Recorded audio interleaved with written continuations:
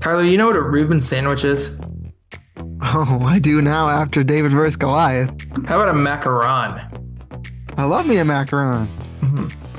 Well, we are talking about somebody who brought both of those into the Survivor lexicon, Mr. Christian Hubicki, Dr. Christian Hubicki. And let me rephrase that. We are talking about another all-time character. It's a great week here on Survivor Character Study. On Wednesday, we talked about we talked about Coach, and today we're talking about Christian. What a fun one to get into talking about Christian, and then we had a great conversation about Coach. Looking forward to diving in to David versus Goliath, which is one of my personal favorite seasons, and then his second act on season 50. But before we get too far into it, we want to remind you to follow us on Instagram, to like and subscribe here on YouTube. I'm Tristan. That's Tyler. We are producers and storytellers that love Survivor and the characters that make Survivor great. We do this podcast in order to answer the question of what makes a great Survivor character. No doubt about it, Christian's an all-time Survivor character, and it was only proven further on season 50. Coach and Christian are all-time characters, but in very different ways, and I'm excited True, to explore why. no doubt. So, let's talk Christian, right? Let's get into David versus Goliath. He was 32 on David versus Goliath, 39 on season 50. I know we talked about this in Mike and Angelina. It's kind of hard to believe that there was a 7 year difference between David versus Goliath and season 50. Um, he was a robotics professor at the time. Now is or currently a robotics professor. Hasn't changed professions. Placed 11th on season 50, but was 7th on David versus Goliath. And we get Christian right off the bat, selected by the Goliath tribe in the opening challenge because he was perceived the weakest with Lyrsa, and absolutely destroys a slide puzzle challenge. And then there's a montage of Christian explaining how he could have done it faster, and the legend of Christian was born. Yeah, it's where this quote behind me comes from in that part right off the bat, and I think it describes Christian's game in a lot of different ways. This slingshot in a season nicknamed David versus Goliath, where the David is shooting the slingshot at Goliath using algorithms, using robotics, using things that people could consider nerdy and all this science to incorporate into his strategy, into his gameplay, into his play and challenges, and all this to slingshot those around him until eventually he becomes the Goliath that needs to be shot. Yeah. Well, I have a just a side I want to say for a second. So season 37, Dave vs. Goliath, is the final season of Lynn Spillman casting Survivor, who is a legendary casting director who was with the show from the very beginning. The show went a different direction than her. Jesse Tannenbaum, who cast Big Brother, now does Survivor casting. Just give it up for Lynn Spillman. One final fantastic find of a character. This is a season full of great characters, but I don't know if anyone has ever gotten the theme exactly right in finding a character than finding Christian for David versus Goliath. Maybe the perfect David. It's a risky casting too, because in a lot of ways he could be a character that falls flat with audiences so that they can't Hmm. relate to him or really understand what he's going through. But right off the rip, you just are able to. We talked about Coach where you're laughing, at him. In a lot of cases with Christian, you're laughing with him because you just saw him succeed, do great things. Now he's explaining why while you're also laughing at the way that he's presenting it. And you could be pointing the finger at the TV saying that's funny. But man, you're alongside the journey with him now. I mean, this season, in a lot of ways, you are rooting for the Davids over the Goliaths. They'll start to change as the season goes on. But just the way the season is formatted, your journey is going to be with the underdogs in a lot of cases. And Christian is at the top of the pecking order of those underdogs, even though coming into the season, like you said, the reason he gets to the top is because he was thought to be at the bottom before anyone even got to meet each other.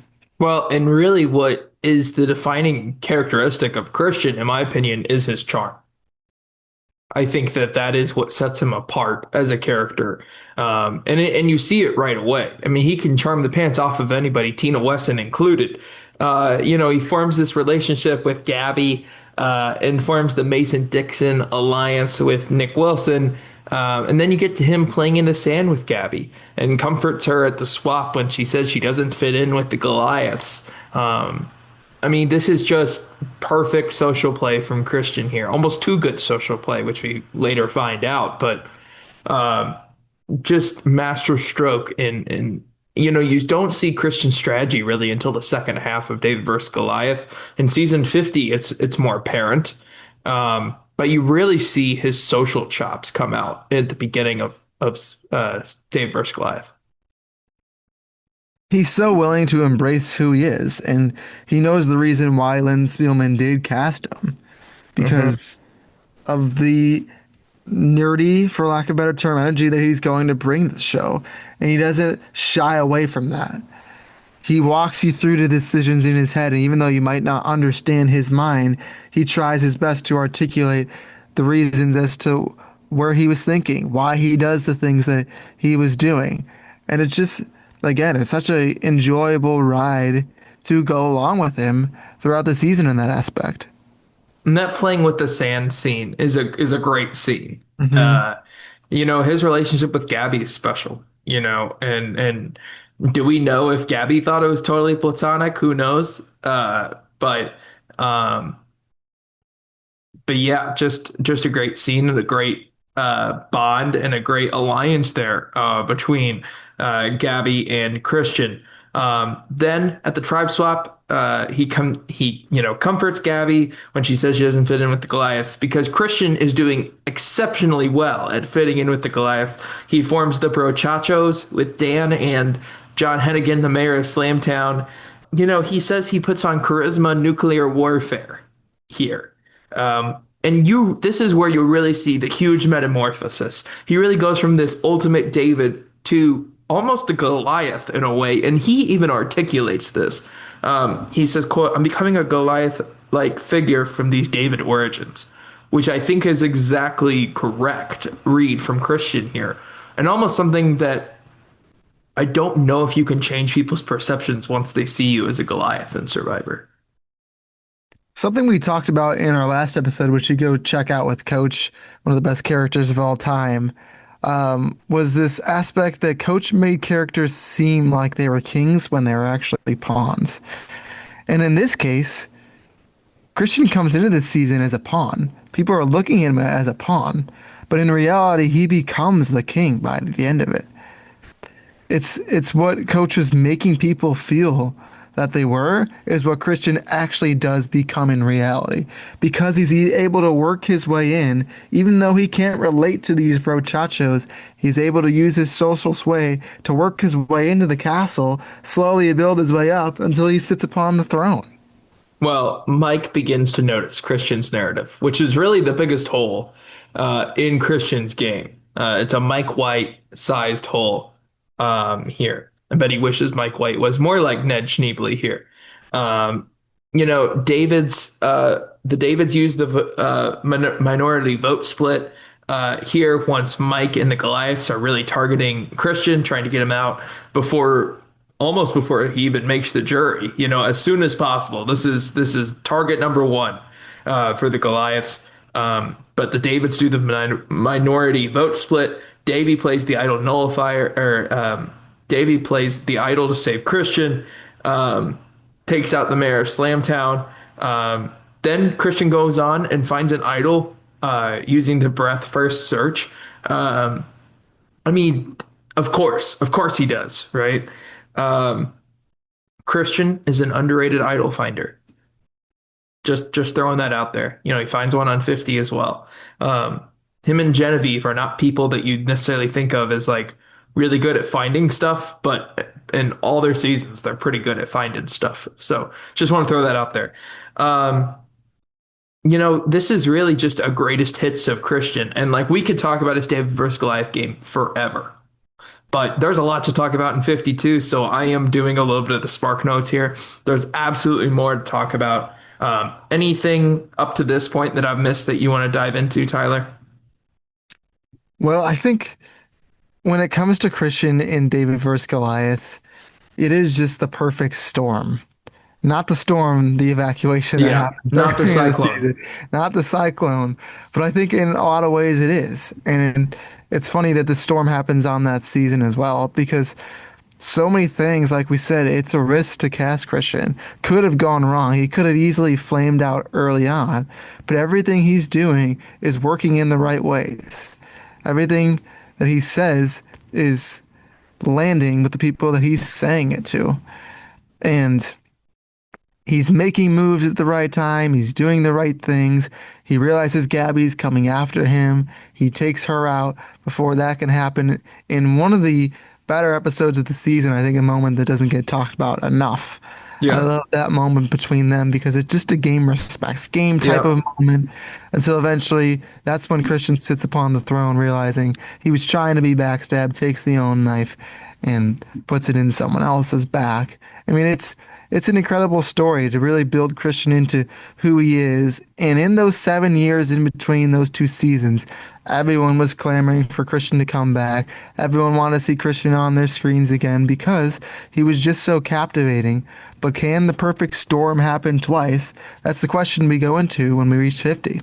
Yeah, I do want to talk about one or two more things on DVG, if you don't Yeah, mind. go for it. Um, he holds Jeff as a hostage audience Mm. during the Can't believe we haven't challenge, talked hence about this. the Yeah. Reuben sandwich and the macarons. Yep. Outlasts Alec in an endurance challenge. 5 hour endurance challenge. The challenge that killed endurance challenges on Survivor. I think, when you have a moment like that, it's only natural for people to try to repeat it. And I think that Survivor and production were like, no, we're not going to have somebody talking like that an entire 5 hours again. And I know the reason is probably, the going from 39 to 26 days, they have a tighter turnaround schedule and everything like that. But I also think they were like, nope, we're not going to have Danny Massa try to do a Christian hostage situation with Jeff as a hostage audience. We saw his De Niro impression. He probably would have done all of Taxi Driver had he gotten the ability. Yeah, definitely. This is a great moment as well. This one gets talked about all the time and one of Christian's best moments. But again, goes back to the perfect storm. Yes, I mean, Christian, well-deserved win. But like, do you run that challenge however many times? How many times do you think Christian's going to win?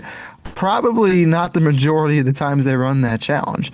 But in that challenge as well, he's talking with Alec and he tells him, I might never get this chance again. I know this hurts your game and I don't need this right now, but I might never get this chance again and I need this for me. And it's another one of those personal moments that we get from Christian that just continues to take us on this wind that this storm is taking us with to go in his direction, to go against other people because we're just being pushed so strongly towards Christian in almost every single beat in the story. hmm Well, we get to, I just mentioned De Niro.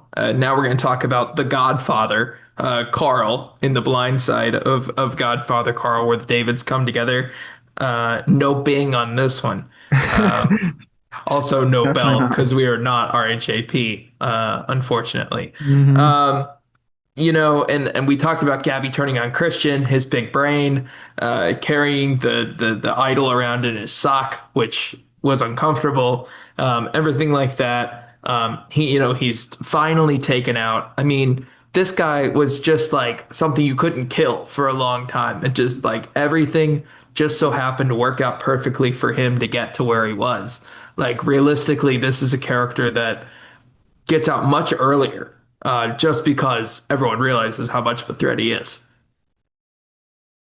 Yeah, it goes into the narrative we were talking about Yeah, earlier about the king. You need to dethrone someone. yeah, And yeah, Christian is part of a plan um that gets him there. yeah. Well, he votes for Mike as final tribal council, and I really think Mike White is maybe the most influential person in Christian survivor journey. Not just because of what happens on 50 and everything, but just because Mike taught him to see the narratives in things. Yeah. And this is what Christian comes into season 50 thinking. He very much verbalizes narrative warfare. He sorts people in pregame into categories based on how they were cast and what kind of players they are. Something Angelina does not like. Her sort there. But it's really fascinating to hear Christian just talk about this. He's a fascinating person to hear talk about literally anything. Um, but really hearing him talk about how he likes to spin narratives. He's a teacher, he's a professor, right? He knows how to communicate with people. He knows how to get them to understand complex topics and ideas and stuff. And he's almost the perfect person to kind of use this narrative piece from somebody who is not like a Jonathan Penner or a Mike White or somebody who is in the TV and film background. I think a lot of this perspective and narrative that he brings into his second season comes from seeing his own narrative in his first season Yeah. as to what audiences are going to relate with, what people on the island are going to find trustworthy for an alliance, whatever it may be, and what categories of narratives there are. Because yeah, he fits into a very specific category of the nerdy player, but it's also so much more than that. And now that he's seen his own narrative and seen the response to his narrative, that becomes a very important part of his playing process, his second go around. Yeah. All right. You ready to talk season 50? Yeah, Wow. We ripped through David versus Goliath. Um, yeah. we start with Christian immediately solving the or puzzle, starts a fire using his glasses, two big hero moments to start his season 50 experience. He forms an alliance with Rick Devens and with Emily Flippin, adds in Sari. He tells Sari that he'll take her to the end and that they have the same issue of not being able to reach the end. That's an exit press nugget. He's Captain Kirk, or he's calls Rick Spock. Devens as Captain Kirk, and he's Mr. Spock, and it really works out. And this is almost a ideal tribe draw for Christian. It is. I don't know if there was any pregame alliance there between Devins and Christian, but there was so much alignment based on their exit press that they were going to happily work together. I'm not speculating on what happened pregame, but I'm just saying it was quite obvious that if the two ended up on the same tribe, that they would be a main alliance in the show. Obviously, at the point that we get the pregame press, we already know what tribes are on. So it was a pretty telling story before the season even started, something that were able to predict. But yeah, it completely comes to fruition. We get the whole moment between them connecting with the Star Trek and all that. And we get two characters now that are back for their second time, realizing how big of a character they were their first time around and really playing into it, which is something I want to talk about. We'll talk about a bit more Mm-hmm. of the early Survivor 50, the pre-merge, before I start to tear apart some of Christian's Yeah. game here a little bit. Yeah, and he reveals in a confessional that he has a 6-week-old son, Michael, and he says, "quote Someday my son will see this," which is Mhm. kind of what is the driving heartbeat of Christian's game, and is a different layer to Christian that we haven't seen before, and I think it just endears you that much more to him and his character and everything about him. I mean, this is if you needed any other reason to like him you add this in, and it's another just charm nuclear warfare here. And it's so difficult. I can't imagine how difficult it was for Christian and his family and those around him Hmm. to completely hide the fact that this was true. Yeah, it's easy to hide the fact from players you've never met before, but he's close with Angelina. He's close with Mike from Hmm. their season, at least at the time they were close. Now it Yeah. seems that's not Emily really as much the Flippin. case. Emily, I mean, there are people that he knows personally that he's hiding some of Yeah. the most important information from. That they must not have known that. I mean, this is really diving in the weeds a bit, but like that his wife was even pregnant or any of that. Like that's all that to try and hide that, knowing that you can use that for your own narrative. You don't want to give that narrative away to other people. Is the type of pre-gaming that I think is important, right? Or that should be within the realm of Encouraged. the game. Yes, that feels right. Like pregame is inevitably going to happen, but like to be thinking ahead on those things really just goes to show the robotics, all that part to him that he can bring into it. That he's willing to think ahead and have all of these scenarios played out in his head before the game even starts, and it pays off for him. And we've also seen that this strategy is unbelievably effective. Just ask Jeremy Collins, Yeah. um, of which Jeremy would have won anyway had that not happened. But it was also the perfect jury for him to say that and for Yeah. him to win unanimously. Um, he wants a clean vote at the first tribal, talks Emily down from an Aussie subplot. They take out Jenna. And then he really just takes a crap. Like, Literally, literally. I had a perfect way I was gonna say that Oh, too. oh, Okay. what were you gonna I was say? gonna say, yeah, he gets a clean vote, but his pants don't stay clean much longer. That's good. Um, so, uh, this is in like the most charming way possible. And I know that you're not a fan of this making the edit, or at least staying as long with it. I think at this point you are starting to get a little Christian fatigue. Um, of which I think you're one of the few cases ever. This is like the outbreak of the lettuce currently. Um, but I feel bad that you're affected.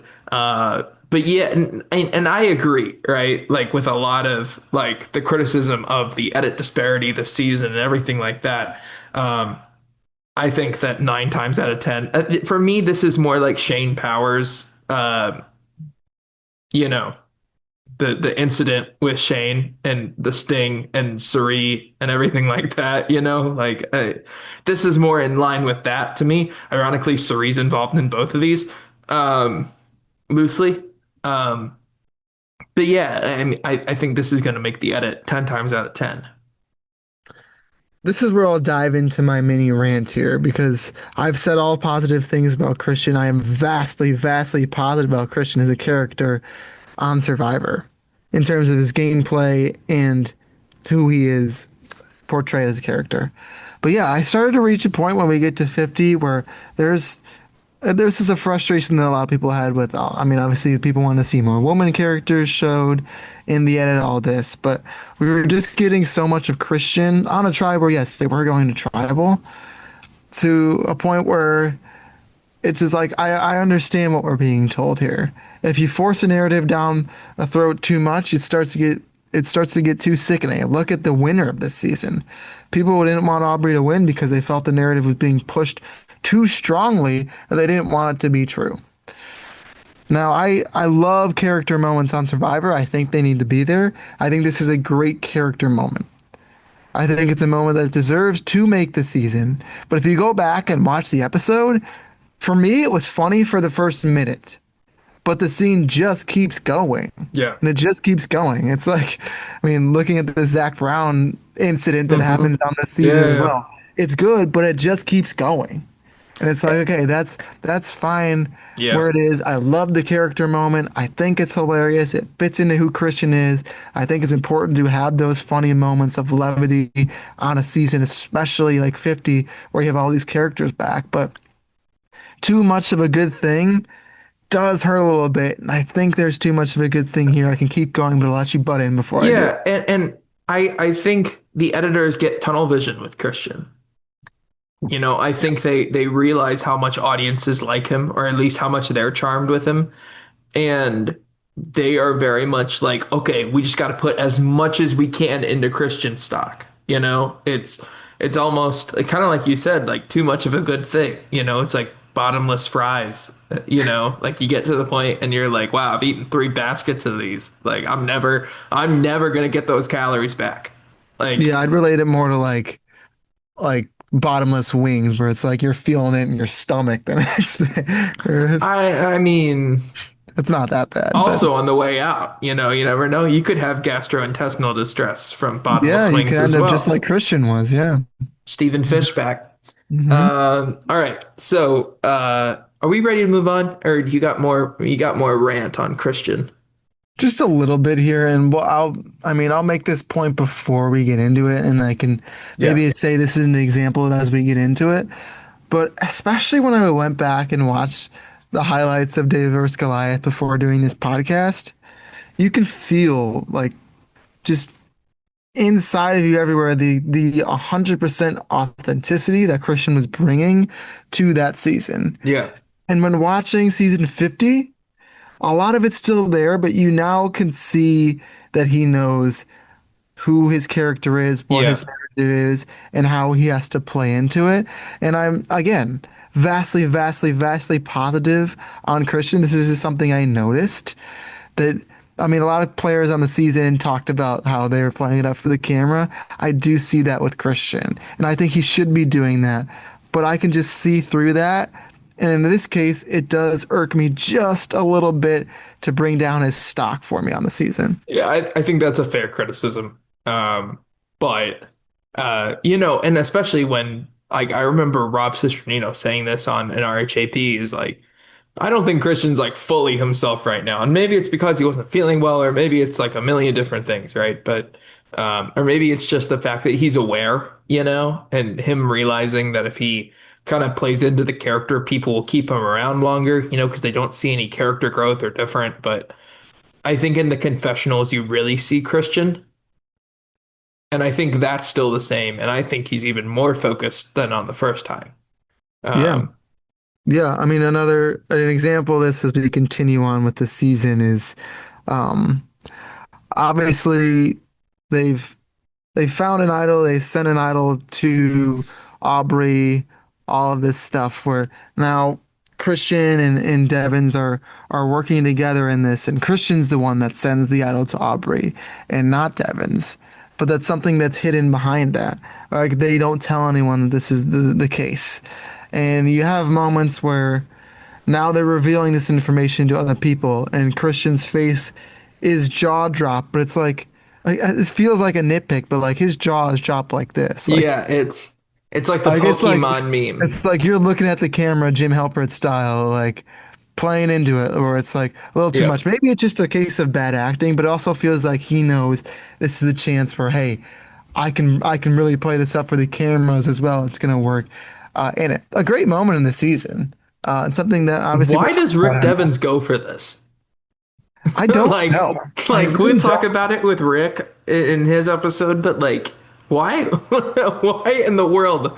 I mean, look, if like what was happening during some of the live feeds on Big Brother last week have taught us anything, it's that Rick might just do something just for the fun of it, like not because it's a good strategic play.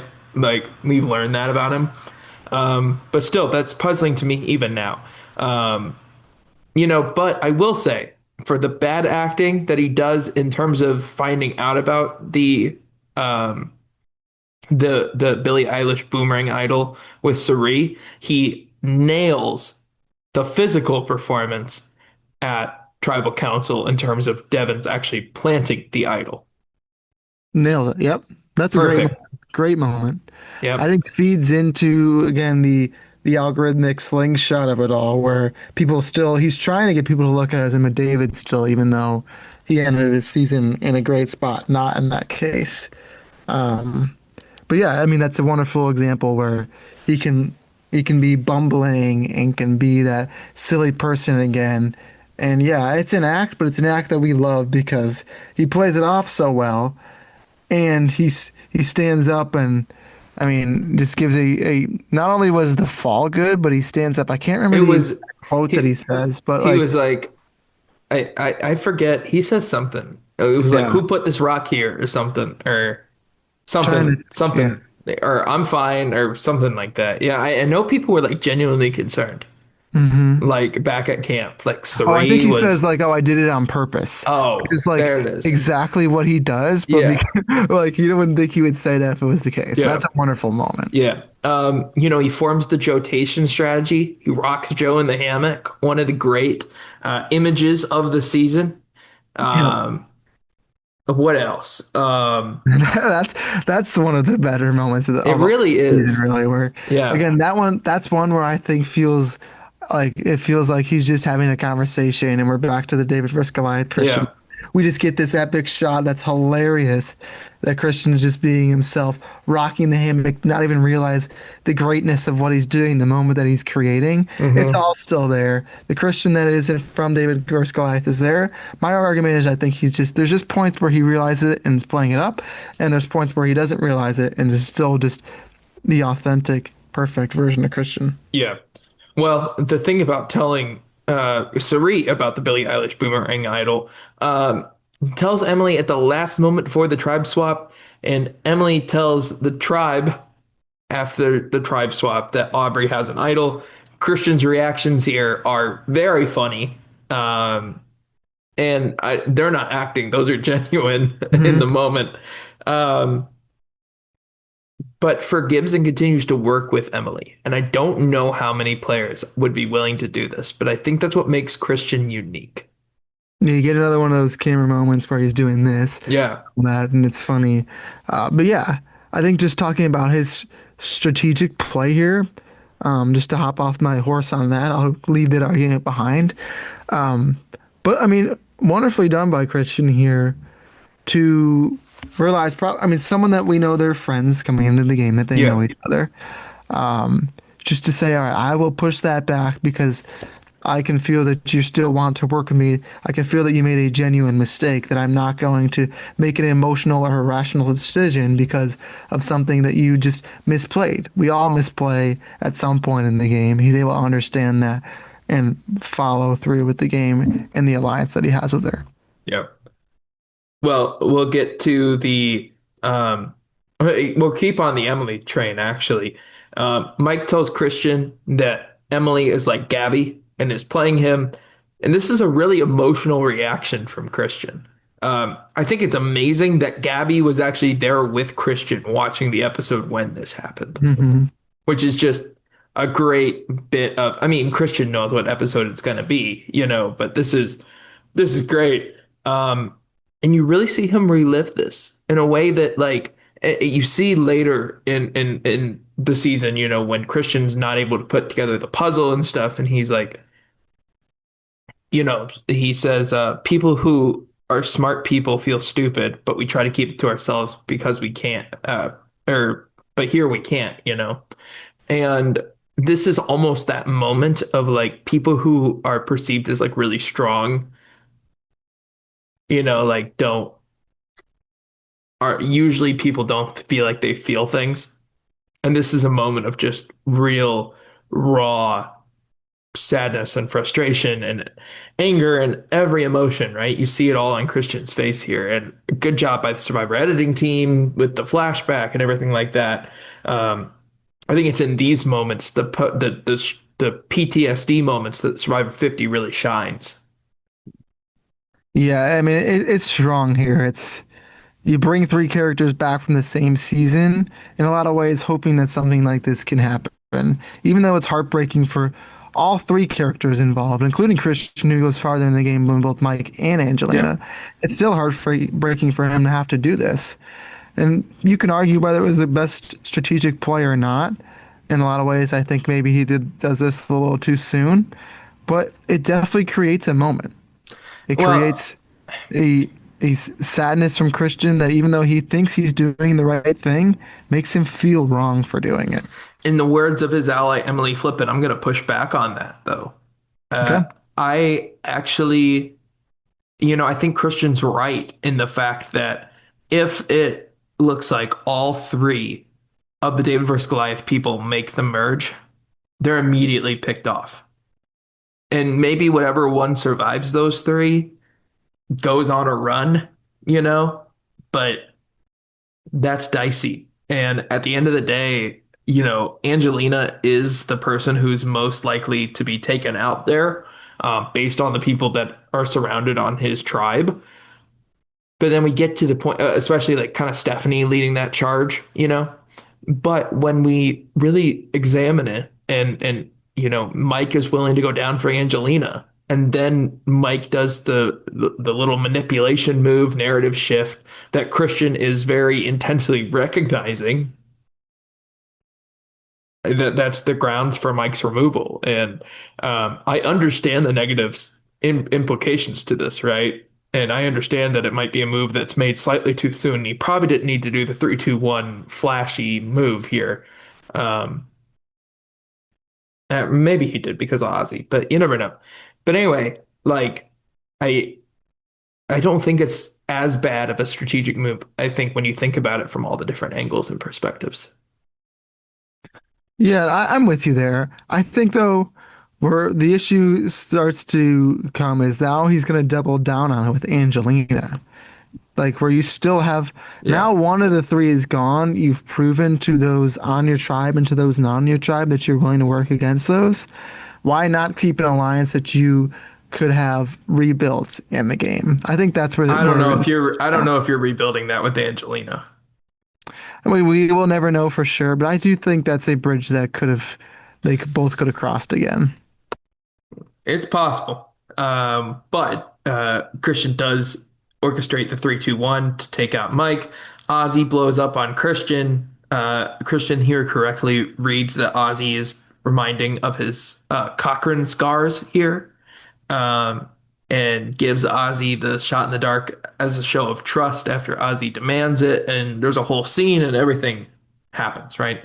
He wins the Blood Moon immunity. Genevieve tells him that he is tied to Devons and Aubrey and they're a sinking ship. Good play from Genevieve. Doesn't work.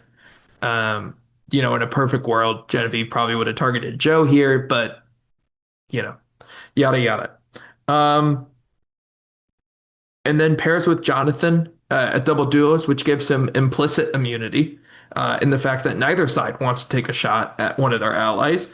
Um, he says that taking out Coach and Chrissy is blowing up the Death Star, and he can't really get people on that road. They kind of want to take out Devons and Aubrey, and then Suri comes in, and as he says, the cavalry comes in. Suri and Christian kind of lead this move to take out Coach and Chrissy, but this actually turns out to be the beginning of the end for Christian's game. In the fact that he has burned this bridge with Jonathan, he burned this bridge with Stephanie, he's burned this bridge with Coach, with Chrissy, and then we get to the Jimmy Fallon of it all in his boot episode. Obviously, a lot of controversy surrounding that. Does Mm-hmm. Christian deserve to go out this way? How do we lose Christian this way? All these types of conversations. But I want to ask you this. Yeah. And I know your answer because we've talked about it, but just for those who are out there, maybe if your mind has changed a little bit, do you think Christian is completely screwed over by this twist? Or No, all right, he was dead. He was a dead man before he even went on this. The only way I think he survives this is if actually Devons goes in the Jimmy Fallon and loses his vote. Because if that happens, then Devons becomes the bigger target here. I think Christian was so like, Devons does the whole fake idol thing and whatever, but Christian really gets a lot of the blowback on this. And I think that has Devons go on this journey, it's a little different. And it's a miscalculation from Christian. He thinks it's going to be Survivor trivia and it's a puzzle in a way that's not a Christian type of puzzle.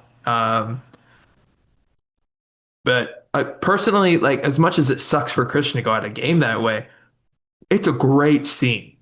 Him after that puzzle goes into the ocean. The next like minute and a half, 2 minutes are some of my favorite in season 50. the reason he goes on the journey, I agree with you on that take. The reason he goes on the journey is because he realizes that he's dead in the water. And it's kind of ironic that his puzzle ends up being dead in the water as well, literally as it sinks to the bottom of the Hmm. ocean. And he Which just is watches amazing. that happen. It's amazing it stayed together, by the way. Yeah, yeah, true. But I think, yeah, he kind of realizes his game is starting to fall apart and it's a last ditch effort to try and save his game. I'm with you. I don't think he gets screwed over by this twist. And I think there's some good moments that come out of it for sure. Yeah, I mean, this is just a great scene. He talks about his son. Um, it's just a beautiful scene and a great kind of down mark in Christian's character arc over his entire Survivor career, which is going to lead me to something I'm going to talk about in our discussion segment. But he has to vote for himself at Tribal, and him telling the tribe that he has to do this is like really the knife in the coffin, or is really the nail in the coffin. It's a knife too, but Either one. really a nail in the coffin here. Um, and he has a very funny explanation at Tribal and in the voting confessional booth. I mean, Christian really makes a meal out of this. Yeah, this is a moment I think works. Yes, he's playing it up for the cameras. I mean, we had this conversation, but this works for me, especially his voting confessional where he goes up and he's mad at Jimmy Fallon and all this. It's witty, it's funny, it's all of that, and it's peak Christian as he's going out. I also have a little bit of Christian does make Survivor history here. Not just is he the first person to vote for himself out of the game, he is the first person that has not quit and that has not been medevaced and that did not lose in a fire making challenge that has a perfect voting record and does not make the finals. Interesting. A That's very perfect interesting. 9-0 voting I did record. not know that fact. Perfect 9-0 voting record for Christian. Helps when you go to every tribal. Yeah.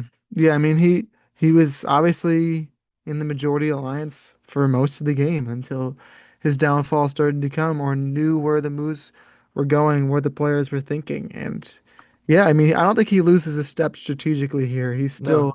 He's still in a great form, and I think we'll see him come back at some point. It's just a matter of when, I think. Well, we didn't take it. It didn't take us long to see him on TV again. The very next night, he gets to go on Jimmy Fallon's show where Mhm. Jimmy himself apologizes. They bumped Taron Egerton for this, Yeah. which is really funny. But I imagine being his agent, just Like, being like, "Hey, we're not on Fallon tonight. We got bumped from a guy from Survivor." like Christian Hubicki, who's that? Yeah. If only you knew how great of a Mm-hmm. character was. You should watch Yeah. his podcast. Yeah. All right. Well, we will get into our questions and discussions. Um, is Christian's season 50 the best start to a season from a character perspective ever? I don't think so. I think it's because of the things I've kind of described from the character's perspective, where it's leaning that way, and then the Yeah. tower just tips over a bit too much, where it all kind of it doesn't necessarily fall into thousands of pieces, but the cracks are definitely there, and I can see them, and yeah, that argument Is falls apart. Christian's David versus Goliath season start the best start to a season from a character perspective ever? Now we're talking. Now we're talking. I think that's where you could start to get into that realm of possibility. That's fair. Um, what different aspects of Christian did we see on Survivor 50? I mean, we've talked about this, and I view Christian in like a three-act structure. And that third act has not been written yet. Like we don't know what that third act requires, right? David versus Goliath was the start. We got the exposition. We learned all about him. We fell in love with our character. Then we get the beginning of season 50. We're at the super high. We're like, this is great. And then we get the downfall of Christian there a little bit. And I think the third act can only go up, right? And I mean, maybe he's one of the first ones taken out. But I think he almost has this Cerise thing almost where he's so charming and so good at narratives and telling people and all this kind of stuff. I'd be fascinating to see how that goes. I think that third time could really be the narrative part that we really need in this story. Yeah, I think we get more. I mean, there's plenty of heart in the first season, but you asked the question what was different. I think you see more heart there because of the narrative with his son and all that. And I think you just have some more awareness, like we've talked about throughout the podcast, awareness of how he's going to be looked upon by the players he's on the island with, by the fans and all that. And that's really what's different about the game. I think he plays a similar style. I don't Hmm. think he changes too much up about his game. I don't think he makes any very crucial mistakes that absolutely do him in. I think it's just a slow decline as the season goes on. Yeah. Why is Christian a fan favorite? He's a fan favorite because even though you might not be able to relate with him, you can understand his mindset. We talked about this in David versus Goliath. He brings you into every thought that he has, and it's something that you go, wow, I never would think that way. Or this is never something I've even heard of, but yet it worked out for him. You're discovering new things about the world, new things about how the mind works through what Christian is telling you. He's so good at articulating his thoughts and making them make sense to those that it would not make sense to previously. I think he's one of the best communicators in the show's history. Yeah. And not just with other people, but with the audience. I think he is a excellent communicator, which is really interesting because I don't think you think of a robotics professor as a great communicator. Uh, but Christian's one Yeah, in a he is. million, right?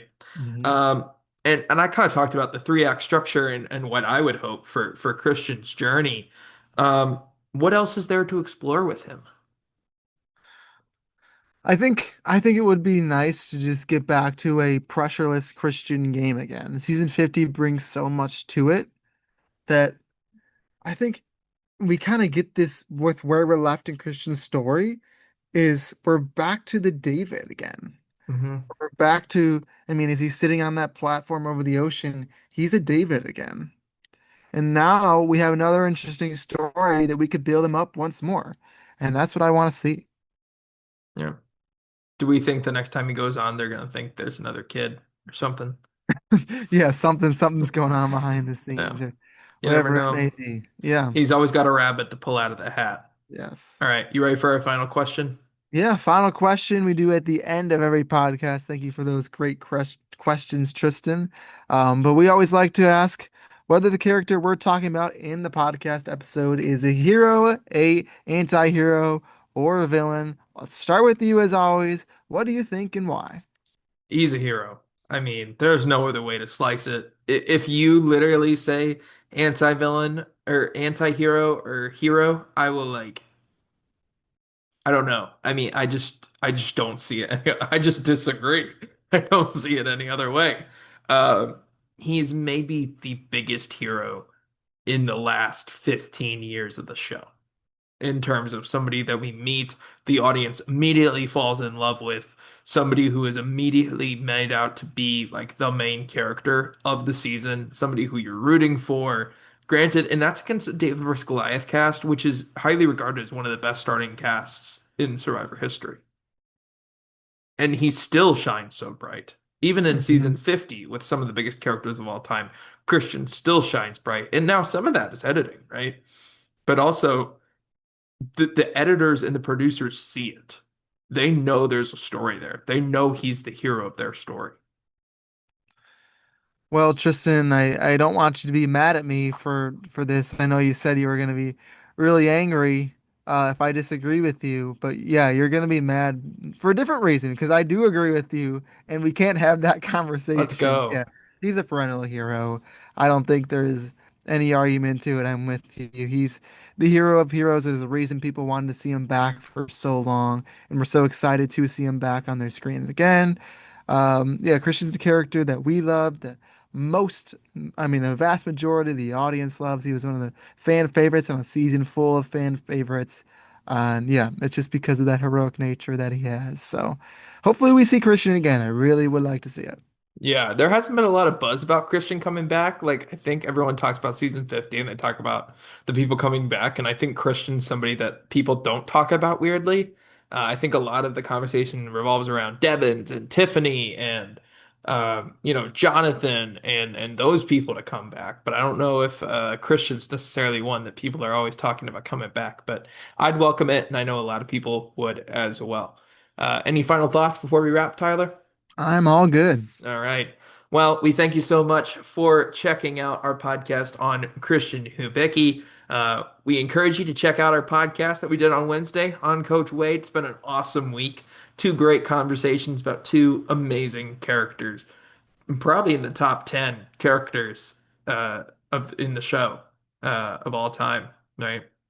Um, Kind of crazy the boot order worked out that way. Next week we got Stephanie LaGrossa as um, one of our topics, and we're talking about Emily Flippin, Christian's ally, in the other one. We thank you so much for tuning in, for listening. Make sure to follow us on Instagram, like and subscribe here on YouTube or on Spotify. We thank you so much for checking us out. My name's Tristan. That's Tyler. We'll see you.